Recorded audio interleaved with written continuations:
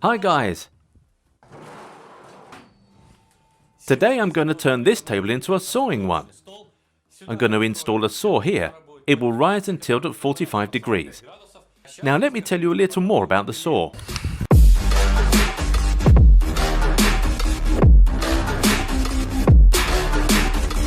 This angle grinder will serve as a core for my sawing machine. It is a blue saw by Bosch. It's quite big and designed for a 230mm blade. It works at 2200 watts and 6500 RPM. Simply put, it's a powerful thing and suits my machine perfectly. It is very cold outside, my hands are freezing, but I can do nothing with that. Work is work. Give me a minute to change my clothes and let's get started. Magic!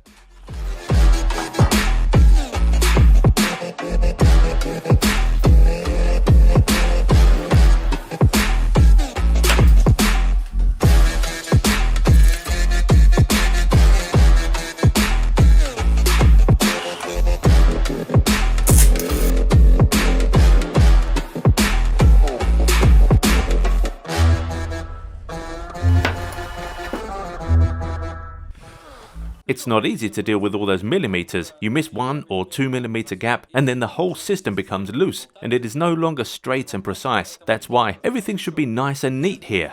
Now let me break down for you how this thing works. I haven't done with the welding yet, but I'll tell you in short, just you could understand what I'm up to. I test fitted a grinder so that you could realize how the entire structure will work. This thing here is a frame that will keep the grinder in one position. I'll fix the grinder in the old casing place. There will be another jumper at the bottom. All this structure will be firm. The grinder will move along these guide bars. I'm going to use 30 by 30 and 15 by 15 shaped pipes for them. The same shaped pipe is used here. The assembled structure will look like this. The guide bars will be fixed on the frame. Now, there is no framing. In other words, these guide bars will be connected together. And all this structure will make the grinder go up and down like this.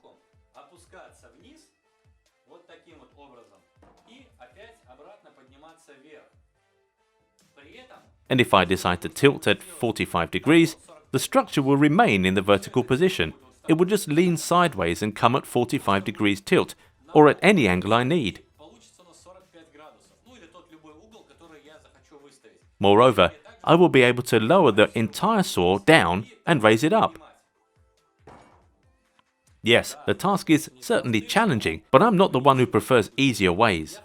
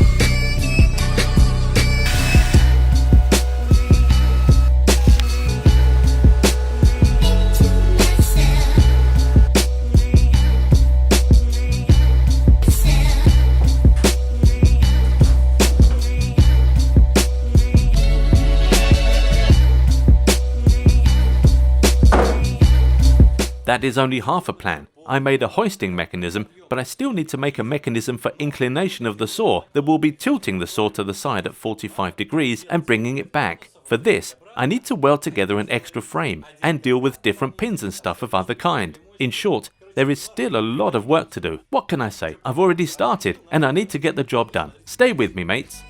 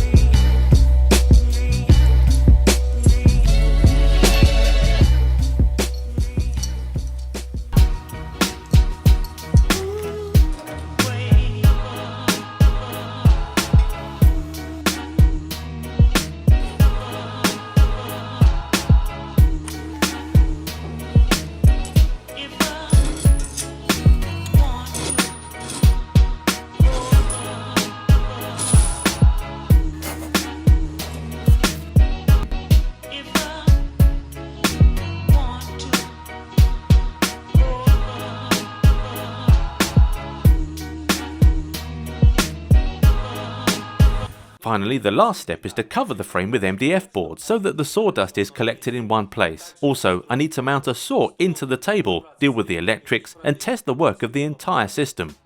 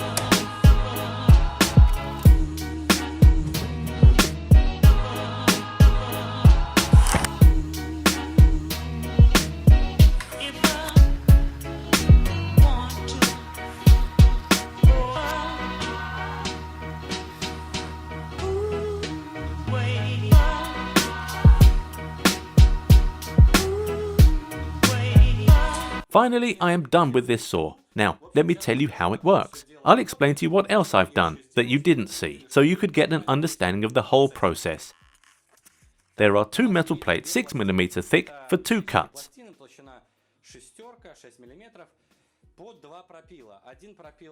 One cut is designed for straight sawing, and the second one is for sawing at 45 degrees.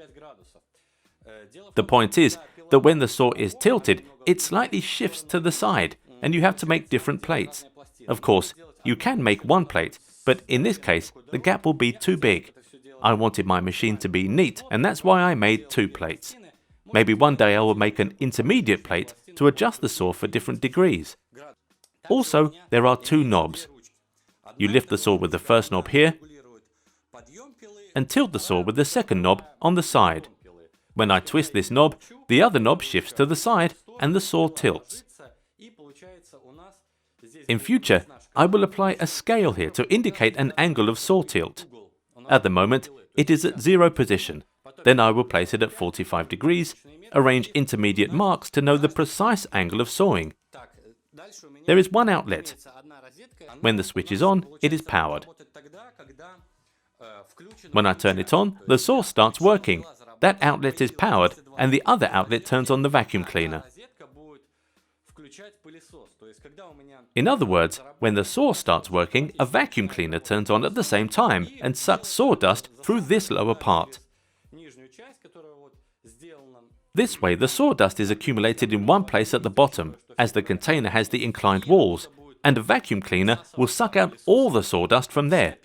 Most probably I will have to arrange some kind of casing on top to keep all the sawdust in one place. I'll do everything with time. So far, it looks like that. I also made a splitter. It is a must, a very handy thing. I never regretted that I made it. Look, when you feed some material for sawing, it sometimes gets clamped by the support, and these teeth can grab the material and throw it straight at you. A splitter prevents this from happening, so these teeth do not grab anything. It is a very convenient thing. It is metal. I've sawn it out of a similar disc. It is not an ordinary metal. It is heat-treated, durable, and really good for such purposes.